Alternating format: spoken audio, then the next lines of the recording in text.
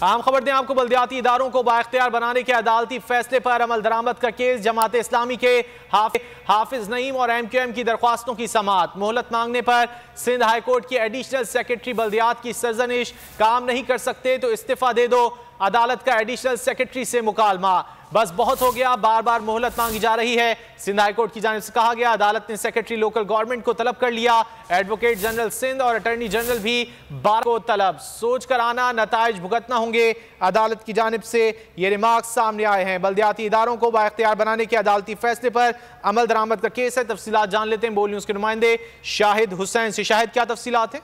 जी, बल्दियाती इदारों को जो बाइख्तियार बनाने के हवाले से जमात इस्लामी और MQM की तरफ से दरखास्तें दायर की गई थी। आज लोकल गवर्नमेंट की तरफ से एक बार फिर जो मोहलत मांगी गई, जिस पर अदालत ने जो एडिशनल सेक्रेटरी लोकल गवर्नमेंट थे उनकी सर्जनिश की और कहा कि अगर आप काम नहीं करना चाहते तो फिर इस्तीफा क्यों नहीं देते।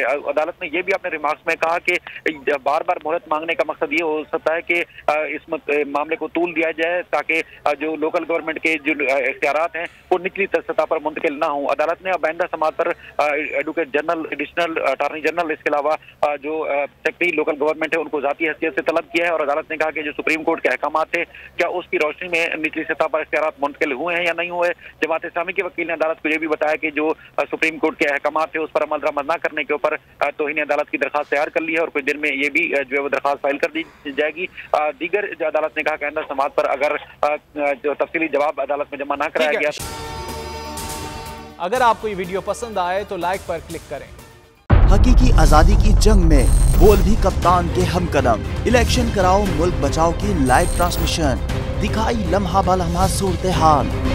रील और रेटिंग में भी बोल न्यूज रहा नंबर 1। सब्सक्राइब करें और बेल दबाएं ताकि कोई खबर रह न जाए।